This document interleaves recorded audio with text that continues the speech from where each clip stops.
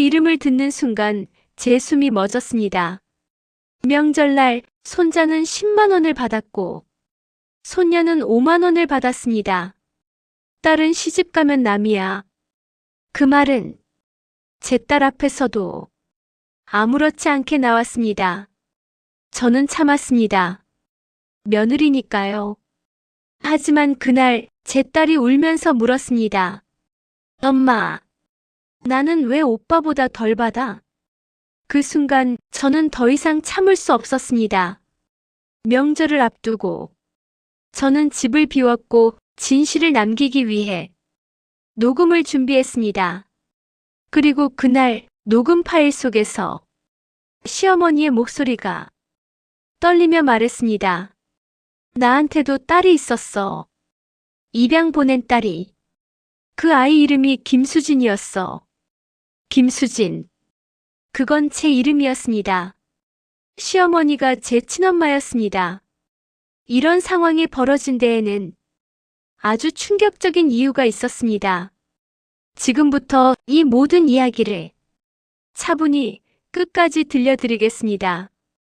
이야기가 시작되기 전 구독으로 자리를 함께 해주세요.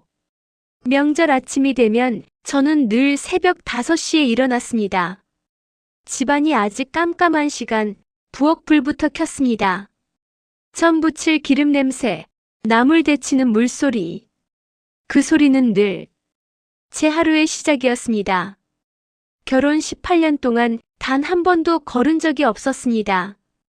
시어머니는 아침 8시에 일어나셨습니다.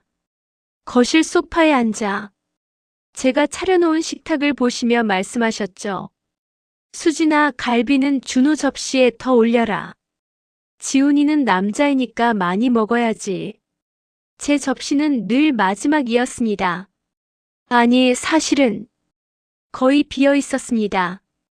김치 2쪽, 나물 1젓가락. 저는 그게 당연한 줄 알았습니다. 며느리니까요. 어느 해 추석이었습니다.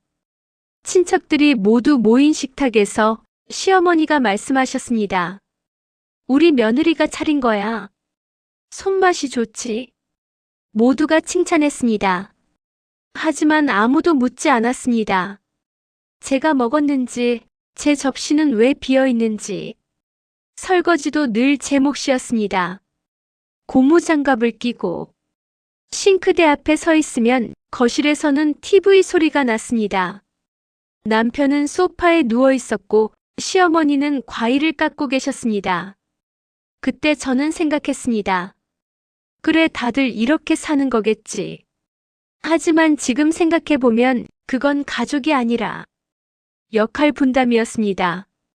저는 요리하는 사람, 설거지하는 사람, 청소하는 사람, 사랑하는 가족이 아니라 그저 필요한 사람이었습니다. 어릴 적 아버지가 들려주신 이야기가 있었습니다. 옛날에 참새 한 마리가 있었단다. 그 참새는 둥지를 지을 때마다 다른 새들이 나뭇가지를 다 가져가 버렸지. 참새는 생각했어. 내가 약해서 그런 거야. 참고 견디면 언젠가는 나도. 그렇게 10년이 지났어. 참새는 여전히 바닥에서 잠을 잤고 다른 새들은 높은 나무 위에 둥지를 틀었지. 그러던 어느 날 늙은 참새가 깨달았단다. 내가 약한 게 아니었어. 날개가 있는데도 날지 않았던 거야. 저는 그 이야기를 듣고도 이해하지 못했습니다. 그땐 제가 날개가 있다는 것조차 몰랐으니까요. 명절이 기다려지지 않았던 분 계신가요? 내 접시만 비어있던 기억 있으신가요? 며느리는 원래 그런 거야. 시어머니의 입버릇이었습니다. 첫 명절, 저는 새벽부터 부엌에 서 있었습니다. 9시간을 요리했고 30가지가 넘는 음식을 차렸습니다. 손가락엔 화상 자국이 3개, 손목은 칼에 베인 상처가 있었습니다. 시어머니는 음식을 한 입 드시고 말씀하셨습니다. 간이 좀 세네. 그리고 남편도 똑같이 말했습니다. 엄마가 원래 그래. 좀 이해해줘. 그 말이 얼마나 잔인한 말인지 그땐 몰랐습니다. 이해하라는 말은 참으라는 말이었고 혼자 버티라는 말이었습니다. 어릴 적 엄마가 해주셨던 말이 떠올랐습니다. 저울은 말이다가 양쪽에 무게가 같이 실려야 균형을 잡는 거야. 우리 집 저울엔 늘 한쪽만 올라가 있었습니다. 시어머니, 남편, 아들. 그리고 저는 저울 바닥에 떨어진 돌멩이 같았습니다. 결혼 5년차 되던 해 둘째를 임신했습니다. 시어머니가 물으셨습니다. 아들이야, 딸이야? 딸이라고 하시던데요. 그날 이후 시어머니의 말투가 달라졌습니다. 아들 하나론 부족해. 셋째는 무조건 아들 낳아야 해. 저는 사람이 아니라 아들을 낳는 도구였습니다. 지민이가 태어난 날 시어머니는 병실에 오지 않으셨습니다. 병실 문 앞에서 남편이 말했습니다. 엄마가 좀 실망하셨어. 그 말을 듣는 순간 제 눈에서 눈물이 흘렀습니다. 갓 태어난 제 딸을 품에 안고 있는데 누군가는 이 아이의 존재를 실망이라고 말했습니다. 그날부터 저는 알았습니다. 이 집에서 여자로 태어난 건 죄가 된다는 것을. 시어머니는 손자 지훈이에겐 뭐든지 사주셨습니다. 비싼 장난감, 브랜드 옷, 학원비. 하지만 손녀 지민이에겐 생일 선물조차 없었습니다. 여자애는 공부 많이 시킬 필요 없어. 어차피 시집 가면 남의 집 사람이야. 제가 조심스럽게 말씀드렸습니다. 어머님, 지민이도 학원 보내고 싶은데 그런 돈 있으면 지훈이 영어 학원 하나 더 보내. 남편에게 말했습니다. 여보, 지민이도 우리 딸이잖아. 남편은 한숨을 쉬며 말했습니다. 수진아, 엄마 세대는 원래 그래. 우리가 크면서 다 겪은 거야. 그 말에 저는 더 이상 할 말이 없었습니다. 남편도 결국 그 시스템의 일부였으니까요. 남편이 엄마 이해해줘라고 했던 적 있으신가요? 딸이라서 차별받았던 기억 있으신가요? 그의 설날이었습니다. 7살 지훈이와 5살 지민이가 나란히 절을 했습니다. 새해 복 많이 받으세요. 아이들의 맑은 목소리가 거실에 울려 퍼졌습니다. 시어머니는 미소를 지으며 봉투를 건네셨습니다. 지훈이가 받은 봉투, 지민이가 받은 봉투. 아이들은 신나서 봉투를 열어봤습니다. 지훈이 봉투엔 10만 원, 지민이 봉투엔 5만 원. 지훈이가 소리쳤습니다. 와, 10만 원이라. 지민이는 자기 봉투를 보며 조용히 서 있었습니다. 제가 조심스럽게 물었습니다. 어머님, 왜 지민이는 반밖에 안 들어있나요? 시어머니는 웃으며 말씀하셨습니다. 아들이 더 중요하잖아. 딸은 시집가면 남이야. 그 말을 제 딸 앞에서 아무렇지도 않게 하셨습니다. 지민이는 고개를 숙이고 아무 말도 하지 않았습니다. 하지만 저는 알았습니다. 5살 아이도 차별을 느낀다는 것을. 집으로 오는 차 안 지민이가 작은 목소리로 물었습니다. 엄마, 나는 왜 오빠보다 적어? 왜 할머니는 나한테만 그래? 그 순간 제 심장이 멈췄습니다. 제가 평생 참아왔던 것들이 이제 제 딸에게로 이어지고 있었습니다. 저는 지민이를 안아주며 말했습니다. 지민아, 넌 잘못한 거 없어. 엄마가 지켜줄게. 하지만 그 말을 하면서도 저는 울고 있었습니다. 어떻게 지켜줘야 할지 몰랐으니까요. 그날 밤 제게 옛날 이야기가 떠올랐습니다. 어릴 적 할머니가 들려주신 거북이 이야기였습니다. 옛날 옛적에 거북이가 있었단다. 거북이는 무거운 등껍질 때문에 다른 동물들보다 느렸지. 토끼가 비웃었어. 너 그거 벗고 다니면 안 돼. 거북이는 말했단다. 이건 내가 태어날 때부터 가지고 있던 거야. 벗을 수가 없어. 그렇게 평생을 등껍질을 지고 살았지. 하지만 어느 날 큰 불이 났어. 다른 동물들은 빠르게 도망쳤지만 거북이는 느려서 미처 피하지 못했어. 그런데 말이야, 등껍질이 거북이를 지켜줬단다. 거북이는 깨달았어. 내가 짐이라고 생각했던 게 사실은 나를 지켜주는 거였구나. 저는 그때 생각했습니다. 저도 거북이처럼 무언가를 짊어지고 살았습니다. 며느리라는 이름, 엄마라는 책임, 참아야 한다는 무게. 하지만 그게 제 딸을 지켜줄 순 없었습니다. 참는 것만으로는 부족했습니다. 이제는 싸워야 할 때였습니다. 아이 앞에서 참아야 했던 적 있으신가요? 세뱃돈으로 차별받았던 기억 떠오르시나요? 그날 밤 저는 남편에게 말했습니다. 여보, 우리 지민이 많이 상처받았어. 남편은 TV를 보며 말했습니다. 애들은 금방 잊어. 그 말이 제 마음을 완전히 부러뜨렸습니다. 불이 타고 있는데 소화기를 들고만 서 있는 사람. 그게 제 남편이었습니다. 잊으면 안 돼요. 지민이는 평생 기억할 거예요. 자기가 오빠보다 덜 사랑받았다는 걸, 자기가 여자로 태어났다는 게 잘못이라는 걸. 남편이 저를 쳐다봤습니다. 그럼 어쩌라고? 엄마한테 대들라고? 대드는 게 아니라 말씀드리는 거예요. 차이가 뭔데? 그 순간 저는 알았습니다. 이 사람은 평생 이해하지 못할 거라는 것을.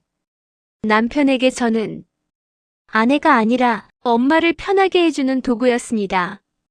다음 날 아침 저는 결심했습니다. 다음 명절엔 집을 비우기로. 며칠 뒤 시어머니와 둘이 있게 됐습니다. 시어머니가 말씀하셨습니다. 수진아, 다음 추석엔 준호네 가족도 오신대. 아마 15명 정도 될 거야. 저는 대답하지 않았습니다. 준비 많이 해야겠지? 힘들어도 며느리니까. 당연한 거야. 그때 저는 처음으로 시어머니의 눈을 똑바로 보며 말했습니다. 어머님, 저는 다음 명절에 집에 없을 것 같습니다. 뭐? 친정에 갈 거예요. 아이들도 데리고요. 시어머니의 얼굴이 하얗게 변했습니다. 그럼 명절 음식은 남편분이 하시면 되죠. 수진아, 내가 지금 18년 동안 제가 혼자 했잖아요. 이제는 다른 사람 차례예요. 그날 이후 시어머니는 저와 말을 하지 않으셨습니다. 남편도 마찬가지였습니다. 하지만 저는 후회하지 않았습니다. 그날 저는 녹음기를 준비했습니다. 진실을 밝히기 위해서. 추석 일주일 전 저는 작은 녹음기를 샀습니다. 시어머니와 시누이가 통화하는 소리, 남편과 시어머니가 나누는 대화, 저에 대한 험담, 제 딸에 대한 무시. 모든 걸 증거로 남기고 싶었습니다.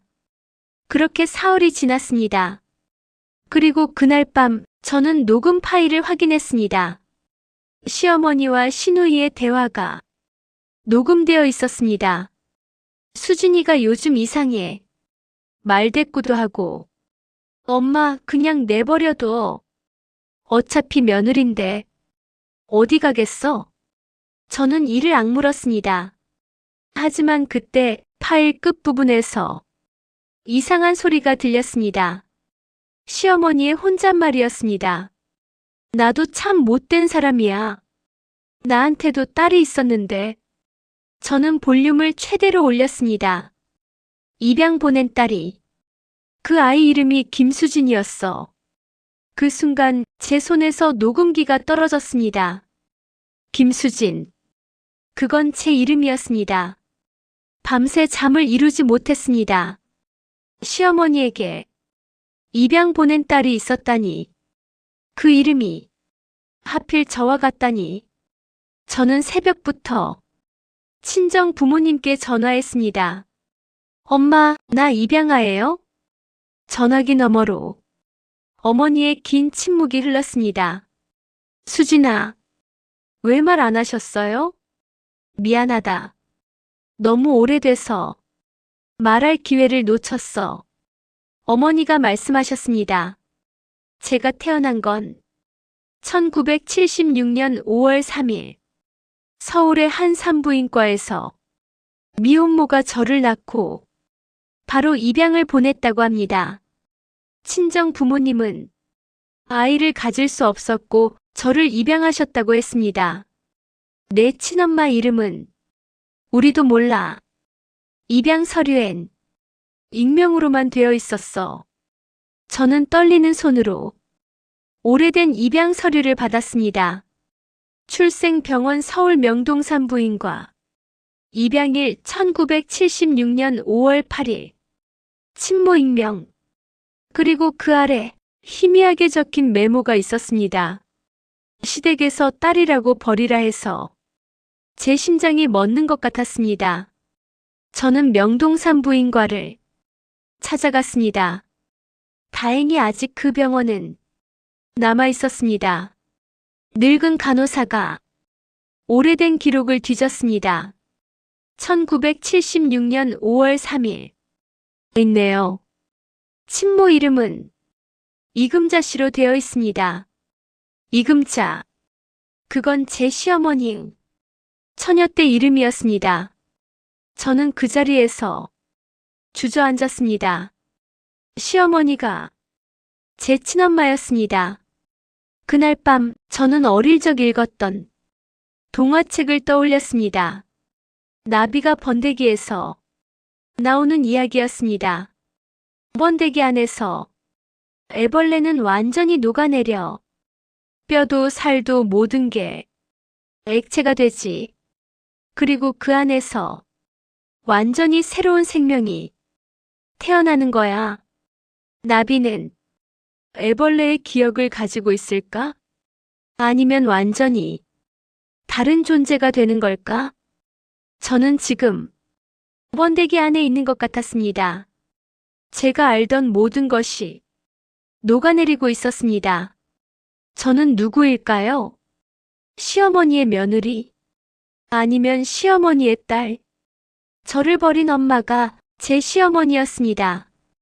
그리고 그분은 모르고 계셨습니다. 자기가 평생 구박한 며느리가 자기가 버린 딸이라는 걸. 집에 돌아와 저는 시어머니의 방으로 갔습니다. 서랍장을 조심스럽게 열었습니다. 오래된 사진들이 있었습니다. 20살쯤 되어 보이는 시어머니의 사진. 배가 불러 있었습니다. 사진 뒷면에 적힌 글씨. 1975년 12월 원치 않는 임신. 또 다른 사진. 병원 침대에 누워있는 시어머니. 1976년 5월 딸을 낳았다. 시집에서 버리라고 했다. 제 손이 떨렸습니다. 시어머니도 시댁의 희생양이었습니다. 딸을 낳았다는 이유로 버려야 했던 사람. 그리고 그 딸이 다시 며느리가 되어 돌아온 것입니다. 저는 그날 밤 모든 걸 정리했습니다. DNA 검사 결과도 받았습니다. 시어머니의 머리카락과 제 머리카락을 비교한 결과 99.99% 모녀 관계. 이제 선택해야 했습니다. 이 사실을 말할 것인가 아니면 평생 묻을 것인가. 숨겨진 가족의 비밀을 알게 된 적 있으신가요? 용서할 수 없을 것 같았던 사람을 이해하게 된 경험이 있으신가요? 추석 전날 밤 저는 시어머니를 불렀습니다. 어머님, 할 말씀이 있습니다. 거실에 둘만 앉았습니다. 저는 서류 봉투를 꺼냈습니다. 이게 뭐냐? DNA 검사 결과입니다. 시어머니의 얼굴이 하얗게 변했습니다. 어머님, 1976년 5월 3일에 딸을 낳으셨죠? 너 어떻게? 명동산 부인과에서요. 시어머니의 손이 떨리기 시작했습니다. 그 딸을 입양 보내셨죠? 어머님, 저는 천천히 말했습니다. 그 딸이 저입니다. 순간 집안이 완전히 조용해졌습니다. 시계 소리만 똑딱똑딱 들렸습니다. 거짓말. DNA 검사 결과가 여기 있습니다. 99.99% 모녀 관계예요. 시어머니는 서류를 떨리는 손으로 받아들었습니다. 한참을 들여다보시다가 바닥에 주저앉으셨습니다. 안 돼, 이럴 수가. 어머님은 몰랐지만 어머님이 버린 딸이 며느리가 되어 돌아왔어요.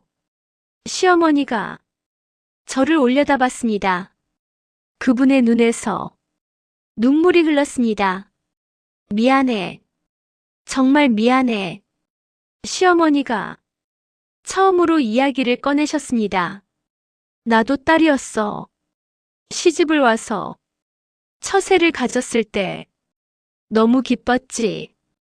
근데 딸을 낳았어. 시아버지가 말했어. 딸은 필요 없다. 시어머니가 말했어. 다음엔 아들 낳아라. 그렇게 너를 낳았어. 또 딸이었어. 시댁에선 버리라고 했어. 기르지 마라. 입양 보내라. 나는 그렇게 했어. 그게 내가 할 수 있는 최선이라고 생각했어. 시어머니의 목소리가 떨렸습니다. 그 뒤로도 셋째, 넷째를 낳았어. 다 딸이었어. 다섯째에서 겨우 아들을 낳았어. 그게 내 남편이야. 제 머리가 복잡해졌습니다. 그래서 아들을 그렇게 중요하게 생각하신 거예요? 나도 피해자였어. 근데 나도 모르게 가해자가 됐어. 너한테, 내 딸한테. 피해자가 가해자가 되는 순간 그게 바로 대물림이었습니다. 시어머니가 말을 이었습니다. 너를 처음 봤을 때 뭔가 익숙한 느낌이 들었어. 근데 설마 내가 버린 딸이 며느리가 될 줄은.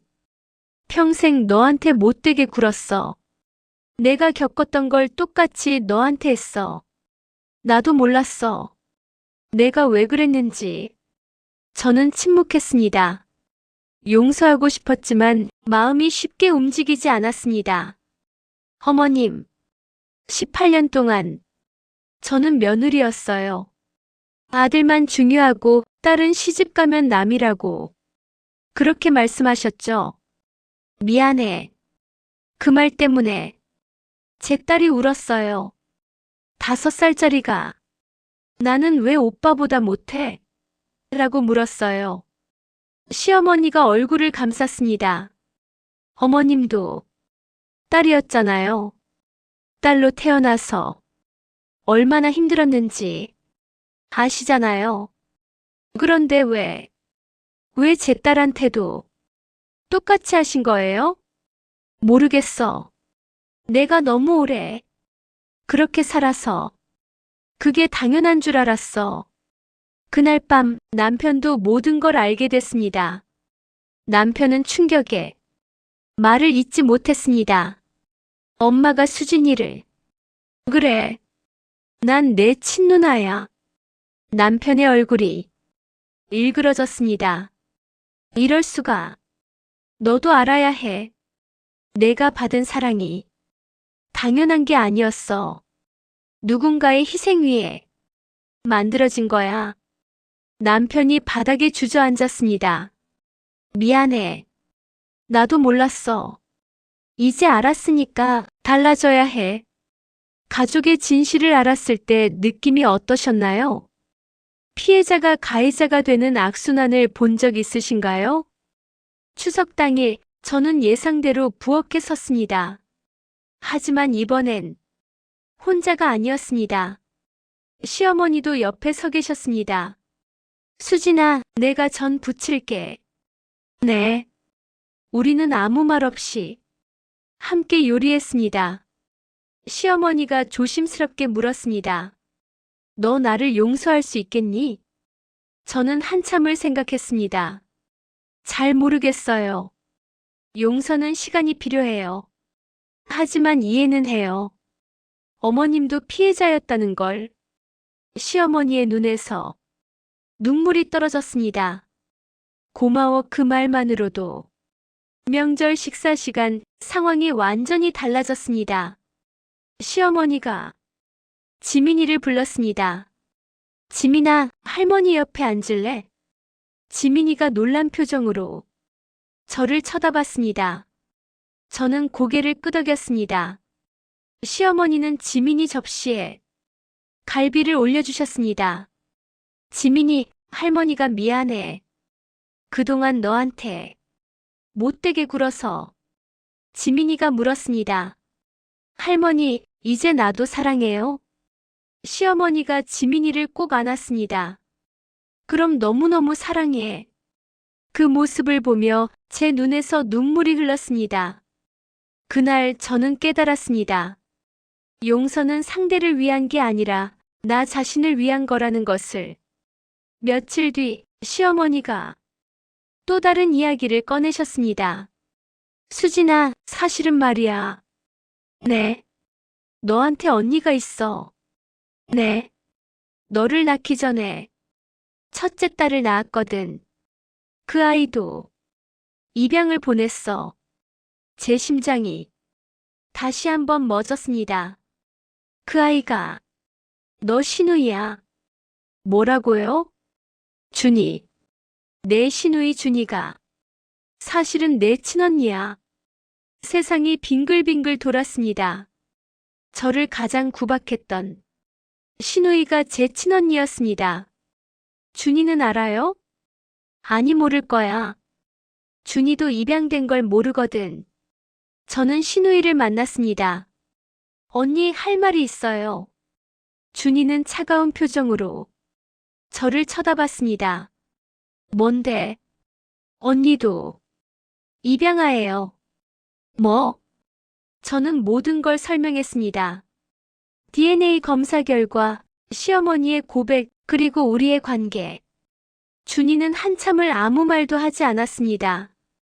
그리고 마침내 입을 열었습니다. 그래서 내가 너한테 그렇게 심하게 굴었구나. 네. 나도 딸로 태어나서 늘 무시당했거든. 그래서 너한테 그 화풀이를 한 거야. 준이도 눈물을 흘렸습니다. 미안해. 진짜 미안해. 그날 이후 우리 가족은 달라졌습니다. 시어머니는 지민이를 지훈이만큼 사랑해 주셨습니다. 남편은 집안일을 나눠서 했습니다. 준이는 저를 동생처럼 대했습니다. 물론 쉽지 않았습니다. 18년 동안 쌓인 상처가 하루아침에 사라지진 않았습니다. 하지만 우리는 노력했습니다. 조금씩 천천히 변해갔습니다. 가족 관계가 좋아진 경험 있으신가요? 용서가 어려웠지만 해냈던 순간이 있으신가요? 1년이 흘렀습니다. 그해 추석 상황은 완전히 달라져 있었습니다. 명절 아침 저는 혼자 부엌에 서 있지 않았습니다.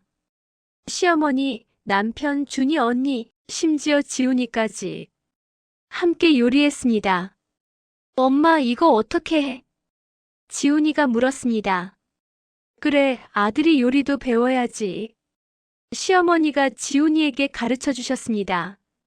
할머니, 나도 배우고 싶어요. 지민이가 뛰어왔습니다. 그래, 우리 지민이도 같이 하자. 시어머니는 지민이를 안아 올리셨습니다. 그 모습을 보며 저는 행복했습니다. 식사 시간 시어머니가 말씀하셨습니다. 다들 들어봐. 나 평생 잘못 살았어. 딸을 무시하고 아들만 중요하게 여기고 그게 전통이고 당연한 거라고 생각했어. 하지만 틀렸어. 가족들이 모두 시어머니를 쳐다봤습니다. 수진아, 준이야, 너희를 버린 건 내 인생 최대의 실수였어. 하지만 하늘이 나한테 기회를 준 거야. 너희와 다시 만날 수 있게. 시어머니의 목소리가 떨렸습니다. 이제부터라도 제대로 살고 싶어. 진짜 엄마로서, 진짜 할머니로서. 그날 저녁 저는 아이들과 함께 앉았습니다. 지훈아, 지민아. 엄마가 해줄 말이 있어. 뭔데요? 너희는 둘 다 똑같이 소중해. 오빠니까 더 중요하고 여동생이라서 덜 중요하고 그런 거 없어. 지민이가 물었습니다. 정말이요? 정말이야. 엄마는 너희 둘 다 똑같이 사랑해. 지훈이가 말했습니다. 엄마, 저도 이제 알아요. 지민이가 얼마나 소중한지. 지훈이가 지민이 손을 잡았습니다. 앞으로 내가 지민이 지켜줄게요. 제 눈에서 눈물이 흘렀습니다. 밤이 되어 시어머니와 둘이 차를 마셨습니다. 어머니. 응. 용서해요. 완전히는 아니지만 조금씩 용서하고 있어요. 시어머니가 제 손을 잡았습니다. 고마워. 정말 고마워. 어머니도 피해자였잖아요. 어머니가 나쁜 사람이어서 그런 게 아니라 그렇게 살 수밖에 없었던 거죠. 수진아, 이제는 우리가 달라져요. 지민이가 우리처럼 살지 않도록. 시어머니가 눈물을 닦았습니다. 그래, 꼭 그렇게 할게. 그날 밤 저는 오래된 일기장을 꺼내 읽었습니다. 결혼 첫 해에 썼던 글이었습니다. 며느리는 참아야 한다. 그게 미덕이다. 그렇게 배웠다. 저는 그 글 위에 새로운 문장을 썼습니다. 아니다. 참는 게 미덕이 아니다. 말하는 게 미덕이다. 변화를 만드는 게 미덕이다. 나 자신을 지키는 게 미덕이다. 저는 깨달았습니다. 가족은 피로 만들어지는 게 아니라 사랑으로 만들어지는 거라는 것을. 그리고 사랑은 늦었다고 생각할 때가 가장 빠른 때라는 것을. 2년이 흘렀습니다. 지금 우리 집 명절 풍경은 완전히 달라졌습니다. 모두가 함께 요리하고 모두가 함께 설거지하고 모두가 함께 웃습니다. 지민이는 이제 당당하게 말합니다. 나는 여자로 태어난 게 정말 자랑스러워요. 그 말을 들을 때마다 제 가슴이 벅차올랐습니다. 시어머니는 건강이 나빠지셨습니다. 병상에 누워 계실 때 저와 준이 언니가 함께 간호했습니다. 수진아, 준이야. 내 어머니. 나 행복했어. 너희를 다시 만나서 진짜 가족이 돼서. 저희도요, 어머니. 시어머니가 우리 손을 잡았습니다. 부탁이 있어. 지민이, 지훈이. 그 아이들한테는 절대 차별하지 마. 약속할게요. 아들이든 딸이든 똑같이 사랑해줘. 네, 어머니. 시어머니가 편안한 표정으로 눈을 감았습니다. 장례식 날 많은 사람들이 왔습니다. 준이 언니가 조사를 읽었습니다. 어머니는 힘든 시대를 사셨습니다. 딸로 태어나 차별받고 며느리로 살며 고통받고 시어머니가 되어서도 그 상처를 대물림했습니다. 하지만 어머니는 마지막엔 변하셨습니다. 용기를 내어 잘못을 인정하고 진심으로 사과하고 진짜 가족이 되기 위해 노력하셨습니다. 그래서 저는 어머니가 자랑스럽습니다. 지금은 2025년입니다. 지민이는 12살이 되었습니다. 어느 날 지민이가 물었습니다.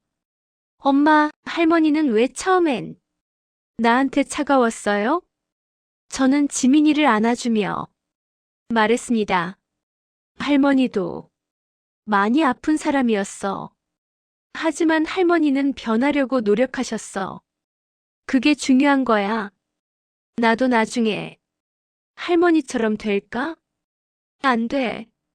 내가 할머니 아픔을 이해하면 같은 실수를 반복하지 않게 돼.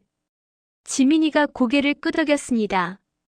그럼 나는 딸이든 아들이든 똑같이 사랑할 거예요. 제가 웃으며 말했습니다. 그래, 그게 바로 진짜 가족이야. 가족 사진 앞에 선 주인공. 저는 이제 압니다. 가족은 완벽하지 않습니다. 상처도 주고 아픔도 줍니다.